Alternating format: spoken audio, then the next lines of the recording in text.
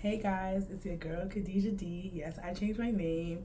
So this is Truth and Advocacy with Khadijah D. So I'm gonna be doing the same thing on this channel, right? Telling you about resources, telling you about things coming up, things like that, and I hope you're enjoying that. Everything, as you know from the name, is in advocacy and the truth you want to know about certain things, right?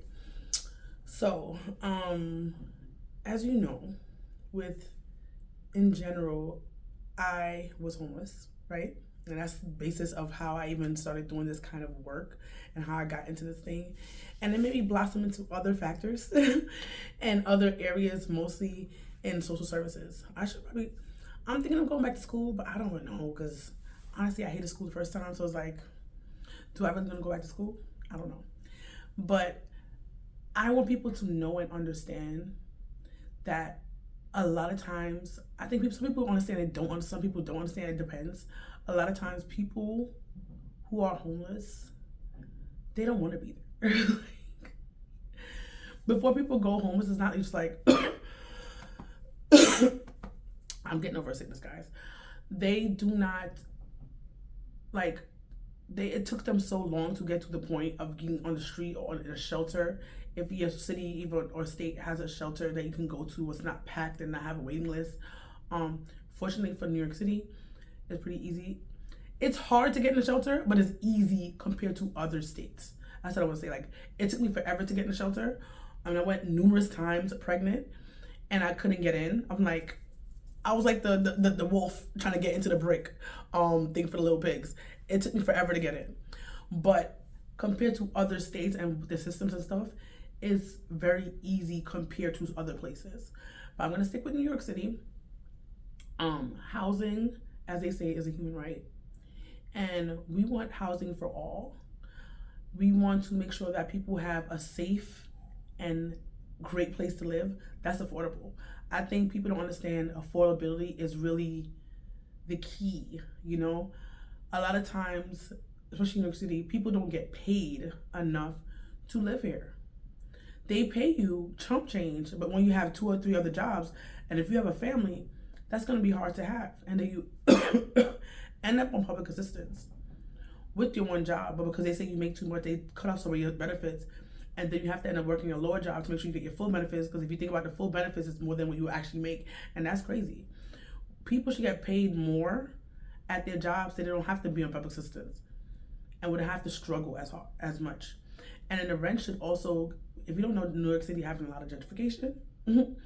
They're kicking us out of the certain areas and having us in not the greatest areas or broken down areas, and we don't want that. And it's just not like only, I feel like it's not only Black people, even that happens to certain white people too. But it's just a smaller amount, I feel like, in my mind. I don't have stats for that, so I could be totally wrong. And it's a lot. They do in a lot of like income areas.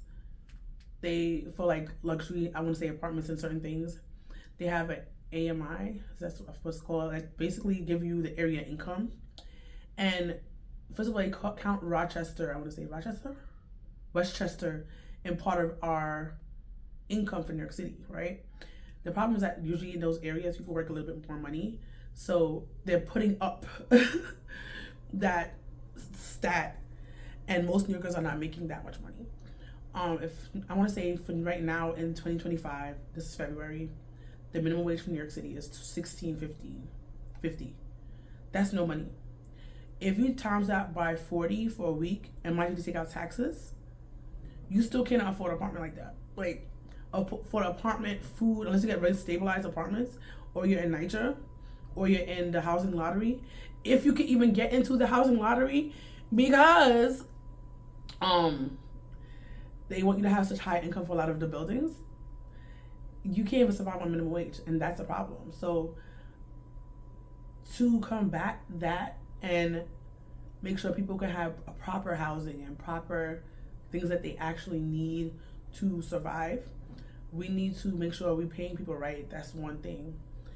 Giving families better resources so they don't have to go into shelter and things like that, or getting better food resources, and pantries giving better food, because sometimes the food that some pantries give you is not the greatest. And not only just families in general, just people in general who are living, they need better resources to be able to help them until they get on their feet. And if we pay people properly, people would not need to be on any assistance. If we pay them properly, they wouldn't have to go to shelter unless it's like an emergency, like a flood, a fire, something like that. But we pay people so small that they have to end up going to these resources to be able to survive. And that's a problem. So I think something we could work on is paying people better, prevention of going to shelters so they don't have to go to shelter, right? And making sure that the communities we put people in are communities they are okay with and feel comfortable with, and not a horrible community. So I think what we should do is build up all the communities. Not only certain communities should, when you go into it, should be like, look at, oh my God, it's so pretty. And then when you go to other communities, it's like, this is garbage. We need to build up everywhere. Granted, it cannot happen all at once, but maybe we should start at the more at the bottom of the barrel communities, and then work our way up, and make sure the whole city has that standard.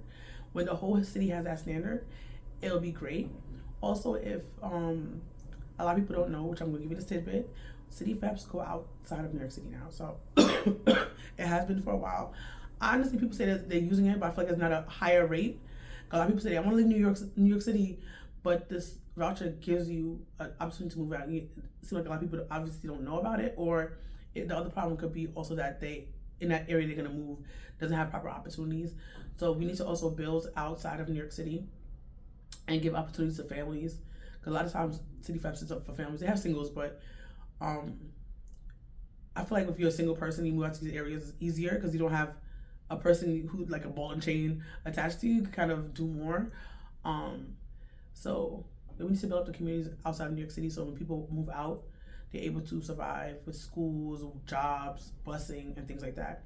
Compared to other part of America, a lot of states don't have proper busings and stuff like that, so we can work on those things too. And I think that's another thing we have to do. So that's the truth. And the advocacy we can work on is, for right now, cash assistance. We're trying to get an increase for people on cash assistance, because in general, people cannot survive on that amount of money. Another thing we could work on is HAVP, which is a housing voucher that could include a lot more people than Section 8, and even help with undocumented people. So that's the two programs I'm going to talk about right now that can help out many people and change many people's lives, whether you're a family or not. Because I want to get out the mindset. I'm already out of the mindset, but a lot of people, I think, they drag me back into it, of just only thinking about families. But I think about anybody who's homeless. It doesn't matter if you're a family, a veteran, or DV. It doesn't matter what part of the sector you are. I think you deserve help. So those are the things we can go on with. I'm going to put the petition down below. Hopefully got to the end of this video. We're having a sign-on petition. So you can go to your, I want to say go to the senators, and to make sure they know that this is mostly people from New York City. I don't think anybody else state can sign. Maybe you can actually. So no matter what state you're in, if you want to sign this petition, definitely help us out, so they know that people are behind this and people know about the problem that's going on, and that people want a change, right? And also affect the people who are in shelter. It's two actual bills. One is just to increase the cash assistance grant, but they separated out to another one to people in shelter to get it also increased, because they separated it out. I don't know why, but that's what's happening. There's two different bills, but that petition is going to be going around, and I want you to know about it. So yes, thank you for listening. Thank you for being amazing. Bye.